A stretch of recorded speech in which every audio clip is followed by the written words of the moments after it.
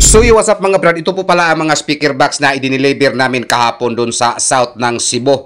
Bali, dalawa po ang customer na dinilibera namin kahapon, 4 po sa Karkar at 2 po sa Sibunga South pa rin ng Cebu.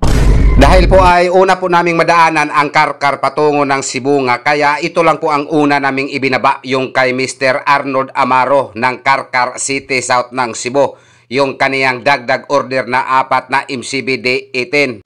Itong dalawang customer namin kahapon mga brad ay pareho po to silang pangatlong order na dito sa amin. Ito kay Mr. Arnold Amaro, pangatlong order na po to siya dito sa amin. At ito naman si Mr. Arnel Naos ng Sibunga, pangatlong order na din to niya dito sa amin. Itong kay Mr. Arnold Amaro mga brad, nakakuha na po to siya dito sa amin. Unang-una 2x2 sit up at pangalawa 2x2 sit up pa rin. At ngayon pangatlo 4 na MCBD 18 na lang. At itong kay Mr. Customer, Mr. Arnel Naos ng Sibunga South Cebu, bali pangatlong order na po to siya dito sa amin. Una po niyang kuha dito sa amin 4 na MCBD 18. At pangalawa po niyang order dito sa amin 2 MCBD 18. At ito pangatlong order 2 MCBD 18 pa rin. So nandito na po kami sa Karkar. So ayan po ang dineliver namin ngayon, yung 4 na D18. So 1, 2, 3, 4. At ito po ang mid-high turbo. Yan po ang kaniyang mid-high box. Yan po ang tinatawag na mid-high turbo. Kami pa rin ang gumawa niyan. Yan po ang una at pangalawa niyang order dito sa amin dahil nag-order po siya dito sa amin noon ng balitag 2x2 sit up. Sa unang order, isang 2x2 sit up at pangalawang order, isang 2x2 sit up pa rin. At ngayon, pangatlong order, 4 na MCBD 18 na lang. Wala na pong mid-high. Itong customer nito ay matagal na po to siyang customer namin. Nandoon pa po siya sa Manila, customer na po to siya namin. So hanggang ngayon nandito na po siya sa Karkar City ng Cebu. So yan, nagdagdag po siya ng 4 na D18. So ayan po ang una at pangalawa niyang order dito sa amin, 4 na MCBD 15 at 4 rin na D12 mid-high turbo.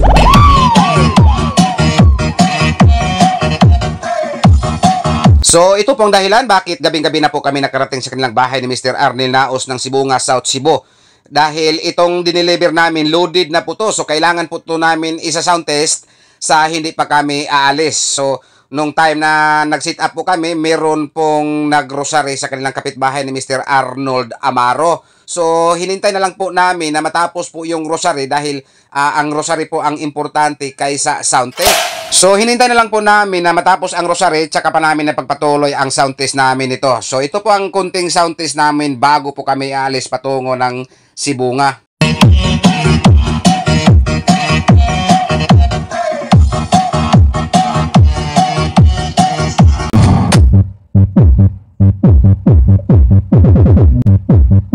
Habang palayong-palayo na po ako sa sit up, rinig na rinig ko pa rin yung bayo.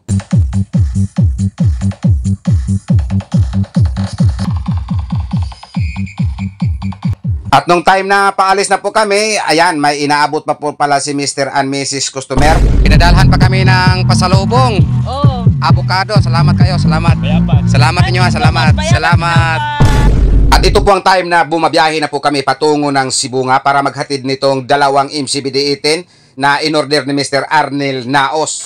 At ilang minutos lang po ang lumipas, nakarating na po kami sa kanilang bahay ni Mr. Customer dahil isang bayan lang naman po galing sa Karkar patungo ng Sibunga, kaya madali lang po kami nakarating dito sa kanilang bahay ni Mr. Customer. At ito po ang time na nandoon na po kami sa kanilang bahay. So ayan, hinandaan po kami ni ma'am ng pagkain. Si ma'am lang po ang nag-asikaso namin dahil wala po si Mr. nung time na yon. Ang akala po ni ma'am ay maaga pa po kaming makarating sa kanilang bahay dahil mga 2:00 pa po ng hapon, nag-abiso na po kami na aalis na po kami sa aming shop patungo ng South Cebu. Kaya hinandaan po niya kami sana ng pang-snacks, itong Alberto's Pizza. Pero nang dahil po ay dumaan pa man po kami dito sa Karkar, so dito po kami na matagal ng kunti. Dahil nung time na nag-sit up po kami, mag-sound test po sana kami. Pero nung time na nag-sit up po kami, meron pong nag-rosary. Yan po ang dahilan na hinintay na lang po namin na matapos ang rosary tsaka pa namin ipagpatuloy ang sound test namin. So napag-isipan ni ma'am baka gabing-gabi na po kami magkarating sa kanilang bahay. So yan po ang dahilan na hapunan na lang po ang hinanda niya para po sa aming pagdating. So sa inyong dalawa, Mr. and Mrs. Swan Family, maraming salamat sa pagbalik order at maraming salamat sa hapunan. Bukod sa pinapakain nyo pa kami, pinadalhan nyo pa kami ng Alberto's Pizza.